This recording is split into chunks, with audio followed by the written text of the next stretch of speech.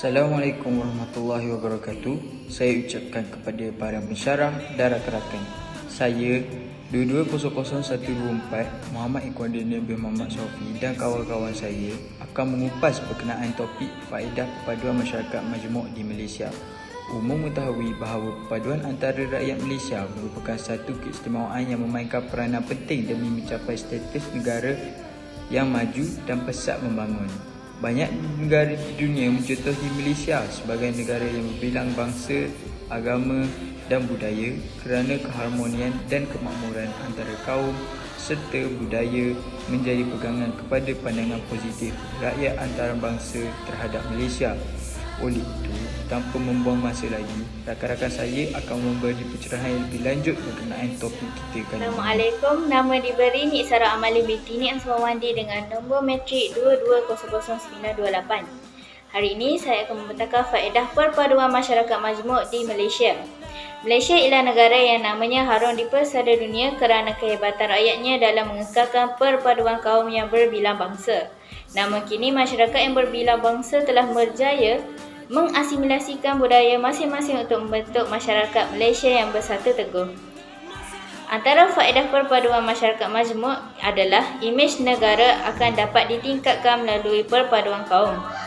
Kita boleh lihat sendiri sikap toleransi dan hormat menghormati yang dicerminkan oleh masyarakat kita apabila menyambut perayaan kaum masing-masing. Contohnya, kaum Melayu menghormati perayaan Tahun Baru Cina yang diadakan, malahan turut ikut serta memeriahkan perayaan tersebut dan berkongsi euforia momen-momen terindah bersama. Keadaan inilah yang akan menarik perhatian pelancong-pelancong asing untuk datang ke Malaysia bagi menyaksikan suasana yang tidak dapat dilihat di negara asal mereka. Konsekuensinya, masyarakat Malaysia boleh bersikap ramah dengan para pelancong yang datang dari pelbagai pelosok dunia kerana terbiasa hidup dalam komuniti yang mempunyai kaum yang pelbagai. Intihannya, perpaduan kaum secara tidak langsung dapat meningkatkan imej negara kita sebagai negara yang sejahtera, bertoleransi dan juga bersatu padu di mata dunia. Sekian daripada saya. Antara faedah-faedah yang terdapat pada etika dalam masyarakat majmuk di Malaysia adalah mengenali dan memahami agama dan bangsa dengan lebih mendalam. Agama ialah suatu kepercayaan kepada Tuhan atau suatu kuasa gaib dan sakti serta juga suatu amalan yang berkait dengan kepercayaan tersebut. Seterusnya pula, bangsa. Bangsa pula bermaksud sekumpulan manusia yang mempunyai persamaan seperti keturunan, segi bahasa, adat resam, kesenian dalam pengalaman sejarah. Kedua-dua elemen ini memainkan peranan penting dalam suatu masyarakat majmuk. Contoh-contoh mengenali dan memahami agama dan bangsa adalah dengan menyambut hari perayaan antara agama seperti Hari Raya Aidilfitri, Hari Raya Deepavali ataupun Tahun Baru Cina. Dengan ini, masyarakat boleh lebih memahami dan saling menghormati adat resam masing-masing. Selain itu juga adalah dengan menerokai pelbagai jenis kepercayaan dan kebudayaan langsung meningkatkan pengetahuan am dalam diri sendiri. Dengan ini, kita sebagai rakyat Malaysia saling menghormati antara satu sama lain, dapat menghayati kepelbagaian agama dan bangsa di Malaysia serba sedikit dapat mengurangkan konflik ataupun pertelingkahan antara satu sama lain. Baiklah, seterusnya faedah etika permufakatan dalam masyarakat ialah dapat mengekalkan kestabilan politik. Dalam hal ini, perpaduan kaum amat penting untuk mengekalkan kestabilan politik. Kestabilan politik dalam setiap jabatan amat perlu bagi menjamin keutuhan struktur pentadbiran Malaysia. Fungsi pentadbiran negara perlu dilaksanakan secara sistematik kerana negara luar kebanyakannya akan berurusan dengan pemimpin Malaysia. Kesan positif berhubung dengan perkara ini, negara Malaysia dapat melebarkan komuniti jalinan persahabatan dan hubungan kerjasama serta perdagangan.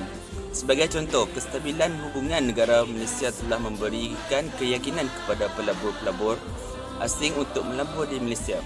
Oleh itu, perpaduan kaum yang telah menyumbang ke arah kestabilan politik memberikan kebaikan kepada Malaysia.